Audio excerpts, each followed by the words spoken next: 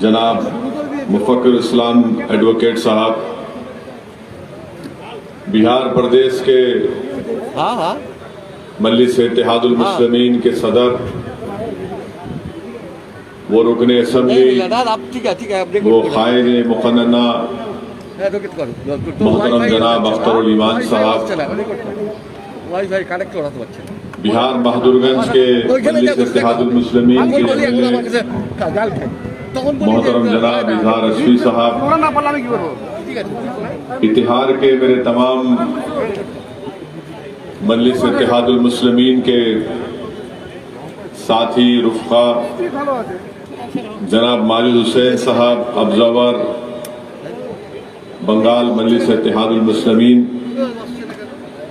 मेरे अजीज दोस्तों और बुजुर्गों, मेरी इज़्ज़तदार माँ और बहनों, मैं आप तमाम से ये गुजारिश करने के लिए आया हूँ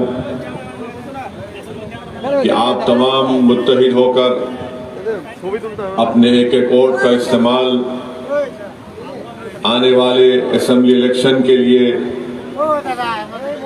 मुफक्किर इस्लाम साहब के हक में, जो मजलिस इत्तेहादुल मुस्लिमीन के उम्मीदवार हैं, जिनका इंतखाबी निशान पतंग है, आप उनके हक में अपने वोट का इस्तेमाल करिए।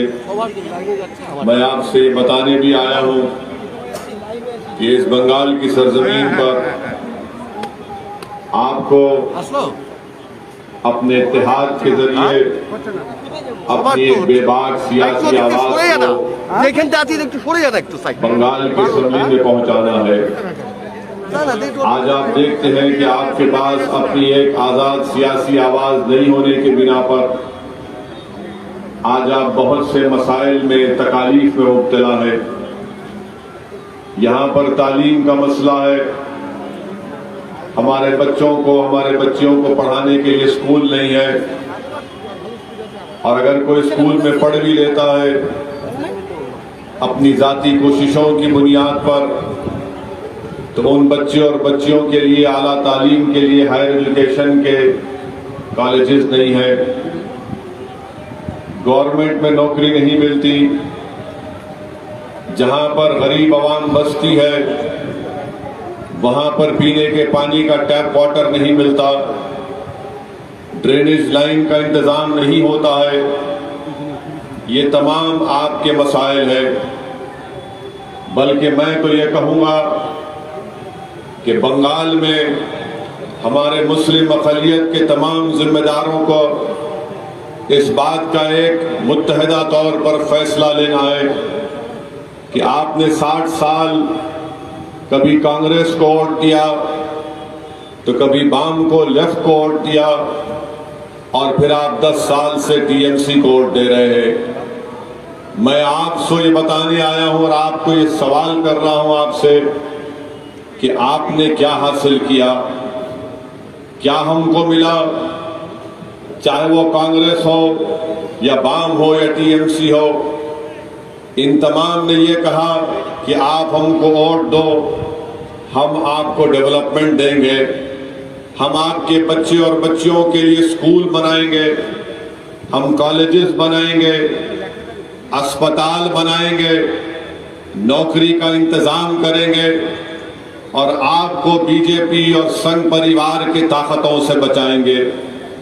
मेरी इज़्ज़तदार माँ और बहनों, मेरे गयूर नौजवान साथियों, 60 साल आपने इन तमाम 3 पार्टीज का साथ दिया। ये हर उस वादे में जो हमसे किया गया था वो झूठा साबित हुआ। ना स्कूल मिला, ना अस्पताल मिला, ना नौकरी मिली, ना संघ परिवार और बीजेपी के बढ़ते हुए कदमों को बंगाल में रोक सके। आज आप जानते हैं कि यहां पर इतिहार के इस इलाके में आप खुद देखते हैं कि उत्तर दिनाजपुर का ये इलाका, अगर मैं आपको बताऊं कि यहां पर किस तरीके से टीएमसी ने और इन तमाम दीगर सियासी पार्टियों ने मुस्लिम अक़लियत को पीछे रख दिया। आप जानते हैं कि भारत के संविधान में जिसको बाबा साहेब अम्बेडकर ने बनाया, उसमें राइट टू इक्वालिटी हमारे संविधान में फंडामेंटल राइट है, मसावात एक फंडामेंटल राइट है, इंसाफ है, भाईचारगी है। मगर आज आप देखिए कि हर इस पैमाने पर टीएमसी ने किसी का लिहाज नहीं रखा। आज आप जानकर आपको ताज्जुब होगा जो आज मजलिस-ए-इत्तेहादुल मुस्लिमीन पर इल्जाम लगाते हैं कि हम किसी का वोट काटने को आए हैं या हम बी टीम है। मैं टीएमसी से पूछना चाहता हूं, मैं कांग्रेस और लेफ्ट के जिम्मेदारों से मेरा यह सवाल है, क्या ये बात सच नहीं है कि बंगाल की सरजमीन पर बसने वाले मुस्लिम अक़लियतों के 15% बच्चे जो 6 और 14 साल के हैं वो स्कूल के बाहर हैं। आखिर ये स्कूल के बाहर क्यों है? इसका जिम्मेदार क्यों है? क्या हमारे माँ बाप को ये शौक नहीं है कि उनका बेटा उनकी बेटी स्कूल को जाए? मैं आपको बता रहा हूं, ये गवर्नमेंट का डेटा है। 15% मुस्लिम माइनॉरिटी के 6 और 14 साल की उम्र के बच्चे स्कूल के बाहर हैं और इसमें से 40% ऐसे बच्चे थे, बच्चियां थी जिनको अपने माँ बाप स्कूल को इसलिए नहीं भेजा सके क्योंकि उनके पास पैसा नहीं था अपने बच्चे और बच्चों को पढ़ाने के लिए। क्या इस बुनियाद पर टीएमसी आपसे वोट मांग रही है कि आपके बच्चों को स्कूल में नहीं पढ़ाया जाए?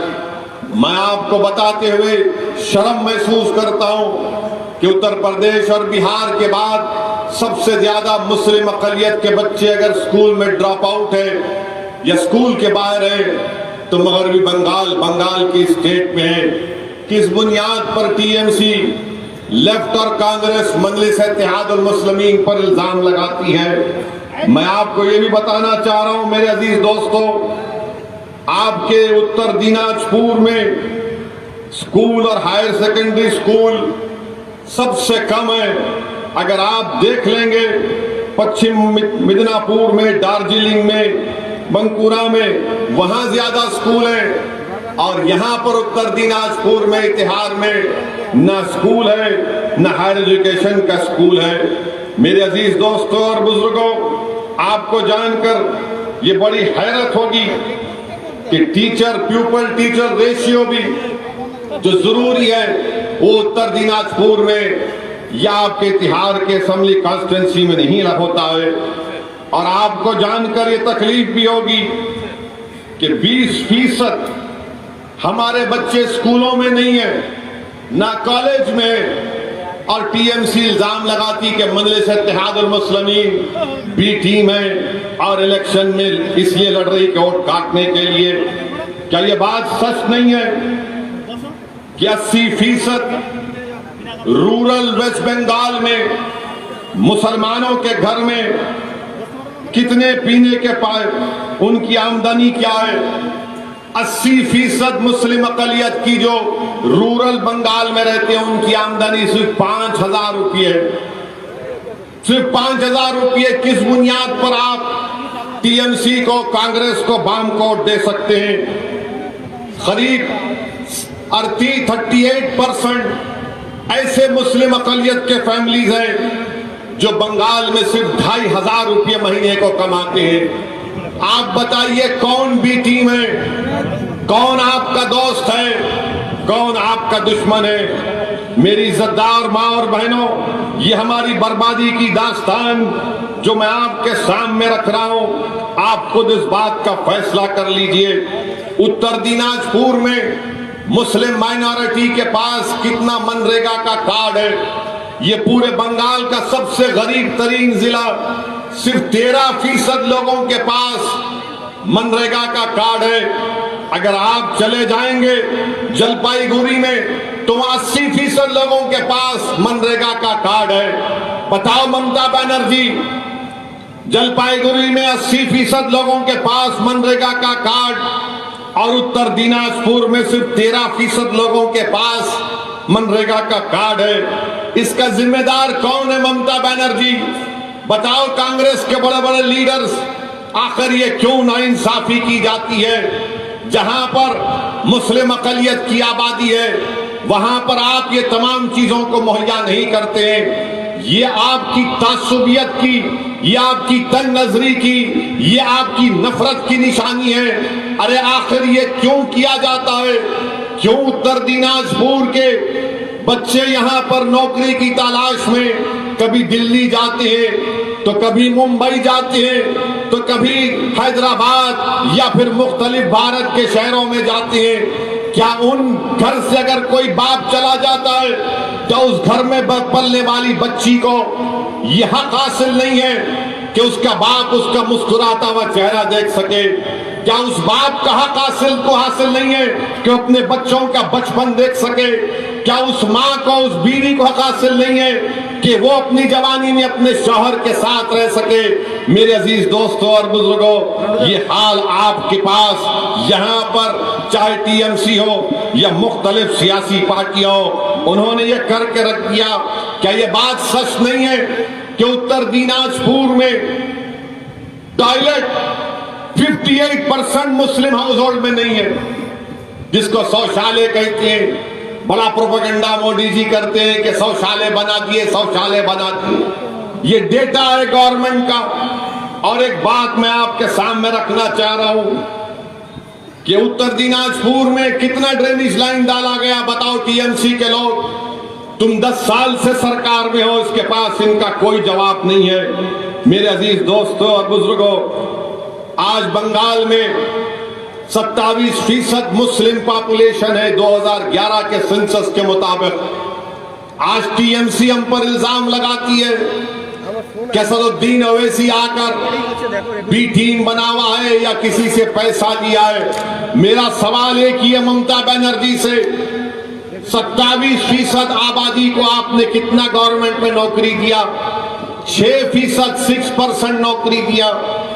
और कितने मुसलमान बंगाल की जेलों में? आपको मालूम 37% मुसलमान बंगाल के जेलों में। और ममता बनर्जी हम पर उंगली उठाती है, कांग्रेस और वाम मुझ पर तनकीद और इल्जामात लगाते हैं। 27% आबादी, 37% जेल में, 6% गवर्नमेंट में नौकरी और 80% बंगाल के रूरल इलाकों में बसने वाला मुसलमान सिर्फ 5,000 रुपये कमाता है। 37% 2,500 रुपये कमाता है। बताओ ये नाइंसाफी का खात्मा कैसे होगा?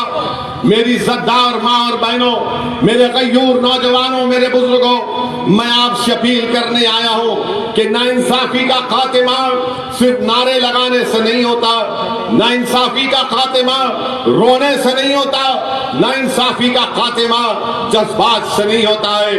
भारत की जमहूरियत में संविधान हमको ये मौका देता है कि हम इस नाइंसाफी का खात्मा अपने वोट के जरिए से करें। अगर आपके दिलों में ख्वाब है अपने मासूम बच्चे और बच्चियों के लिए, उन ख्वाबों को पूरा करना है, तो मुफक्किर इस्लाम के अपना वोट देकर अपने ख्वाबों को आपको पूरा करना है। मेरे अजीज दोस्तों और बुजुर्गों, आज मजलिस इत्तेहादुल मुस्लिमीन पर बहुत से इल्जामात लगा दिए जाते हैं।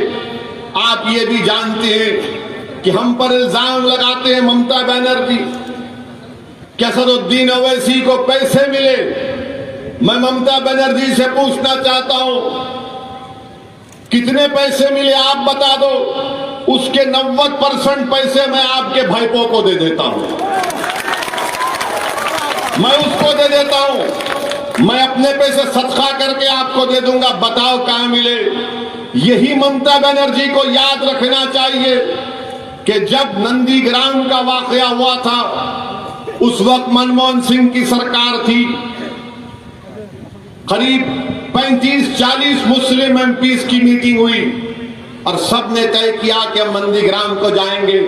दूसरे दिन वजीर आजम प्राइम मिनिस्टर मनमोहन सिंह के दफ्तर से फोन आ गया सबको कि मत जाइए, लेफ्ट वाले वाम वाले नाराज हो रहे हैं। मैंने कहा कि मैं जाऊंगा और मेरे साथ मुस्लिम लीग के अब्दुल वहाब साहब जो अभी भी एमपी है, हम दोनों एयरपोर्ट पर गए थे। तो एयरपोर्ट पर कौन आकर हमको रिसीव किया था मालूम आपको? सुवेंदु आया था। वो आकर मुझे और अब्दुल वहाब साहब को गाड़ी में बिठा कर लेकर गया और हम जब नंदीग्राम जा रहे थे तो मोटरसाइकिल पर बिठाकर कच्चे रास्ते से नंदीग्राम के उस मुकाम पर लेकर गए थे। रास्ते में लेफ्ट फ्रंट वाले बम फेंक रहे थे, गोली चला रहे थे। उसके बावजूद भी मैं अब्दुल वहाब साहब गए और वापस जब हम कोलकाता के एयरपोर्ट को आए तो ममता बनर्जी ने मुझे फोन करके 5 मिनट की गुफ्तगू की और 10 मरतबा मुझे thank you mister Owaisi, thank you कहा। पार्लियामेंट के सेंट्रल हॉल में मुझसे मिली और कहा कि आप और अब्दुल वहाब सिर्फ आकर नंदीग्राम गए, दूसरे मुस्लिम एमपी नहीं आए। ममता बनर्जी, आज आप हमको पैसे लेने की बात कर रहे हैं। बताओ, जब नंदीग्राम को मैं आया था तो तुमने कितने पैसे दिए थे मुझे? बताओ ममता बनर्जी, तुमने कितने पैसे दिए थे? और अफसोस तो इस बात का होता है कि वही सुवेंदु नंदीग्राम की जनता को बांग्लादेशी कहता है। वही सुवेंदु नंदीग्राम की जनता को बांग्लादेशी कहता है और क्या क्या अनाप शनाप कहता है। और वही ममता बनर्जी कहती है, क्या कहती है ममता बनर्जी? कि मैं हिंदू ब्राह्मण हूं। ममता बनर्जी कहती है कि मैं हिंदू ब्राह्मण हूं, मेरा गोत्रा शांदलिया है। हम ममता बनर्जी से एक ही सवाल करना चाहते हैं, ममता बनर्जी, अगर आप हिंदू ब्राह्मण हैं और बंगाल में 27% मुसलमान हैं, अगर आपका गोत्रा शांदलिया है तो बंगाल में 22% दलित है। ना मुसलमान ना दलित का वर्ना सिस्टम से कोई ताल्लुक। तो बताओ ममता बनर्जी, क्या हम हकीर हैं? क्या हम कम हैं? आप ऊपर हैं, आप बड़े हैं इसलिए कि आप हिंदू ब्राह्मण हैं और आपका गोत्रा शांडलिया है? क्या हम आपके बराबर नहीं है? क्या हम आपके गुलाम हैं? क्या आप हमारे ऊपर, हम नीचे बैठेंगे? इसीलिए आप कह रहे हैं कि आपको वोट दो। बताओ, ये किस तरह की राजनीति ममता बनर्जी करती है? मैं हिंदू ब्राह्मण हूं और ममता बनर्जी अपने ही जलसों में चंडी पाठ पढ़ती है। ये ड्रामा कब तक चलेगा ममता बनर्जी? कभी सर पर ओढ़नी पहनकर अल्लाह अकबर और आप लोग ताली मारते हैं।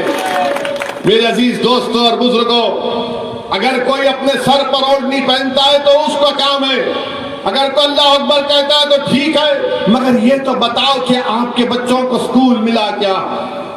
आपको नौकरी मिली क्या?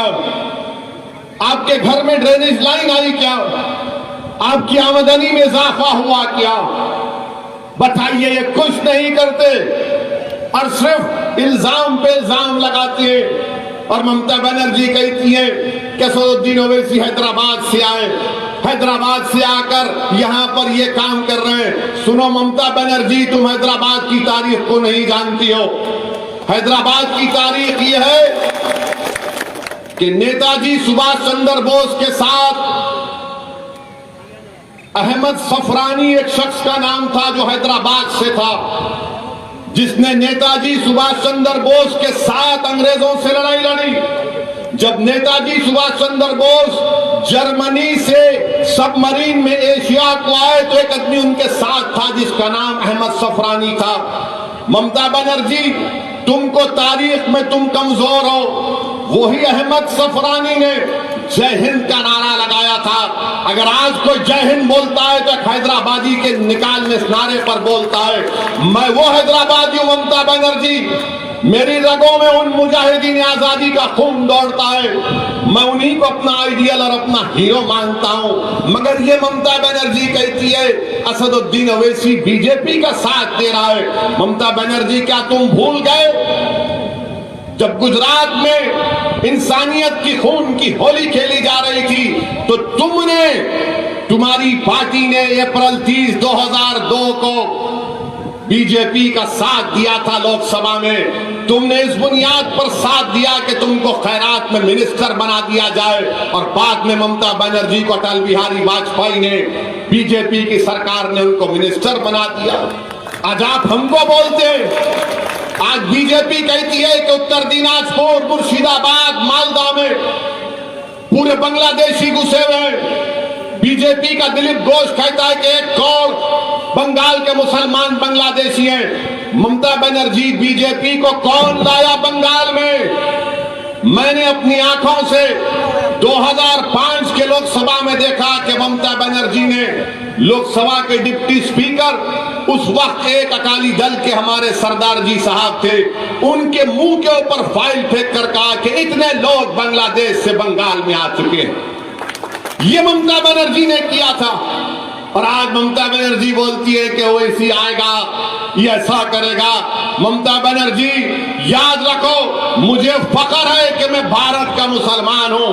अगर आप हिंदू ब्राह्मण हैं तो मैं भी बराबर का शहरी हूं। तुम मुझसे बड़ी नहीं हो, ना मुझसे कम हो, मगर तुम्हारा ये दिमाग, अगर तुम ये समझ रही हो कि हिंदू ब्राह्मण होने की बुनियाद पर बंगाल का मुसलमान और दलित वरना सिस्टम में नहीं आता, वो हकीर है। ये तुम्हारी गलती है, ये तुम्हारा गुरूर है, ये तुम्हारा गुरूर है जो तुम ताकत में आज इख्तिदार पर हो, तुम उसमें डूब कर कह रही हो। इंशाअल्लाह ताला जो कोई भी गुरूर में रहता है, परवरदिगार उसके गुरूर को खत्म कर देता है, परवरदिगार उसकी ताकत को खत्म करके रख देगा।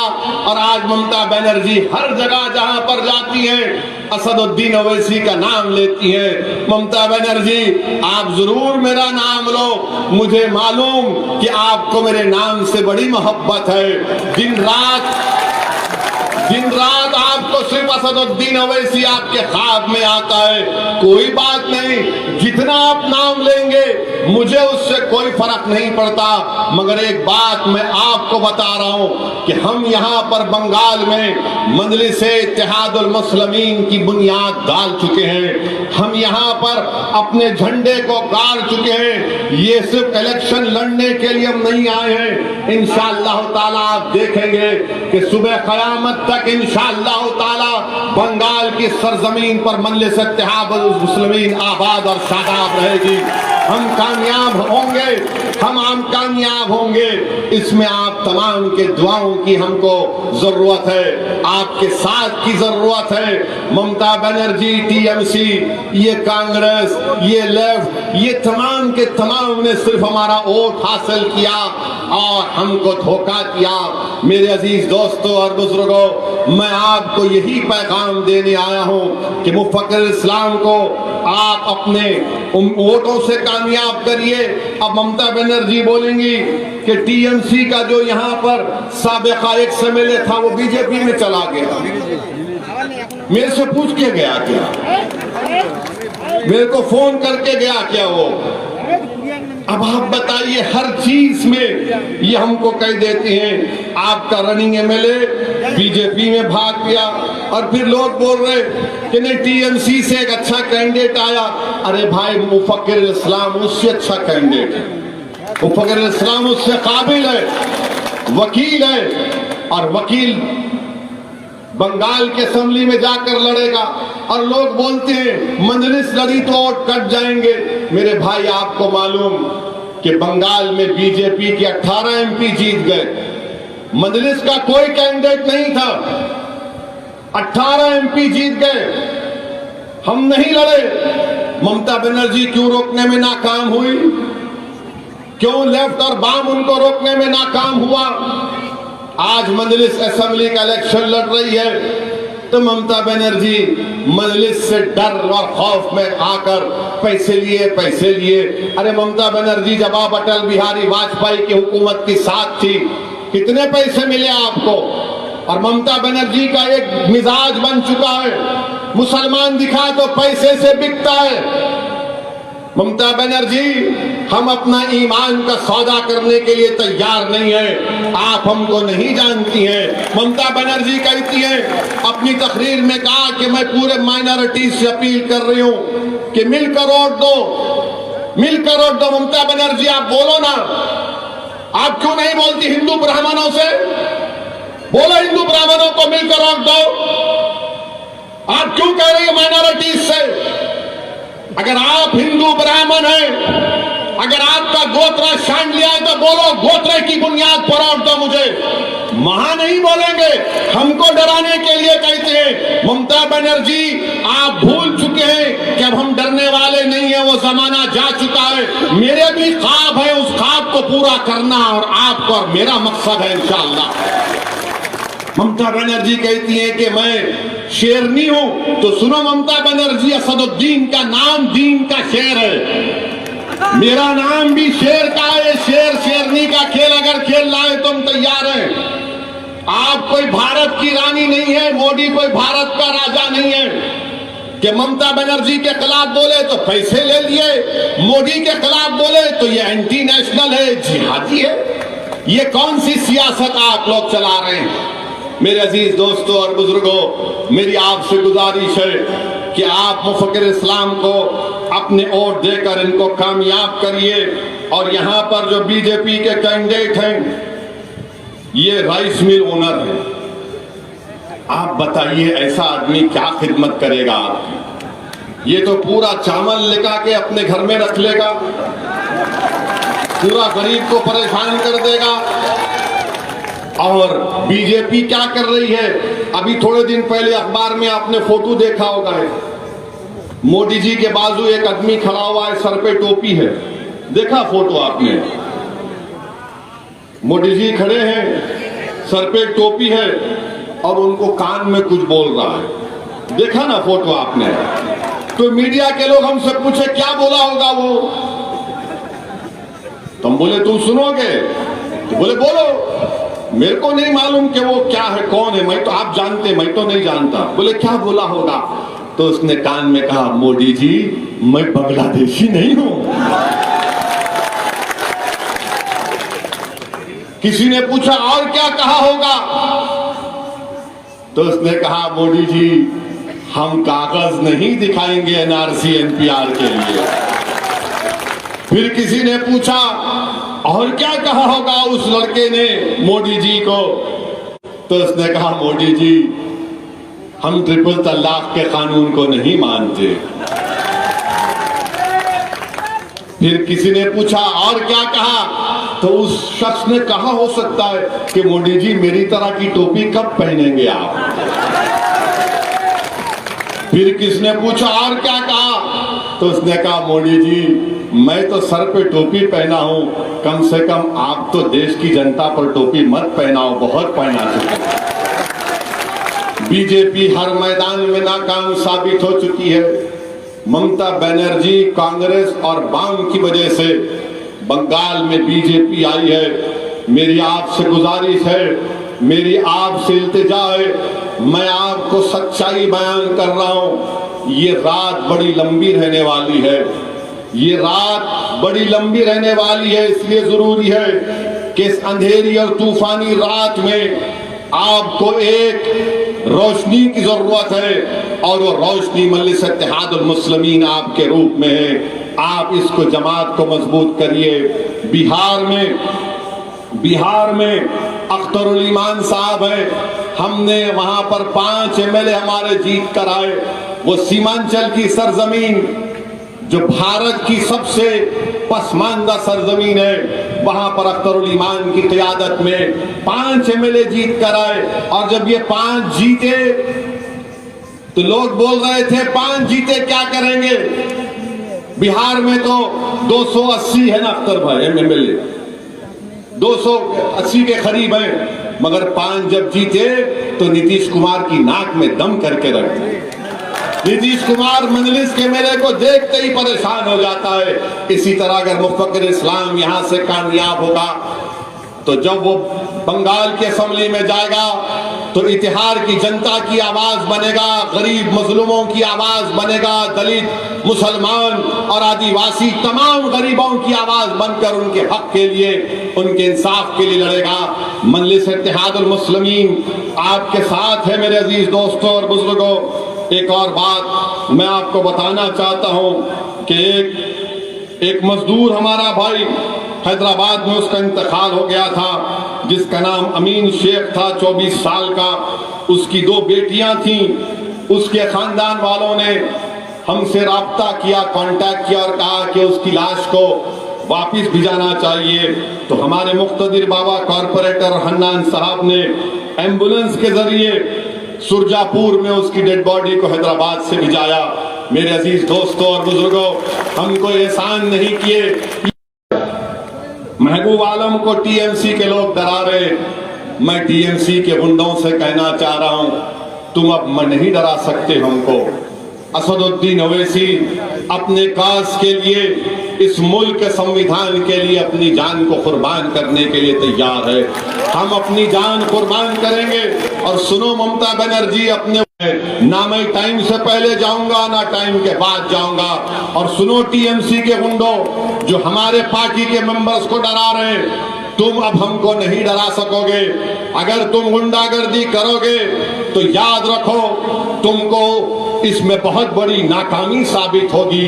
मेरे अजीज दोस्तों और बुजुर्गों, हम इस दुनिया में एक ही बार जीने के लिए आए हैं, बार बार कोई नहीं मरता। 60 साल से हमको कमजोर करके रख दिए। मेरी आपसे दुआ है, इल्तिजा है कि आप मुफक्किर इस्लाम के हक में अपना वोट देकर पतंग के निशान पर बटन दबाइए और अपनी पार्टी को अपने इत्तेहाद के जरिए से कामयाब करिए। इंशाअल्लाह ताला मैं दोबारा इत्तेहाद को आऊंगा, बार बार आता रहूंगा और हम मजलिस को यहाँ पर आपके ताउन से मजबूत करते रहेंगे। अस्सलाम वालेकुम व रहमतुल्लाहि व बरकातहू।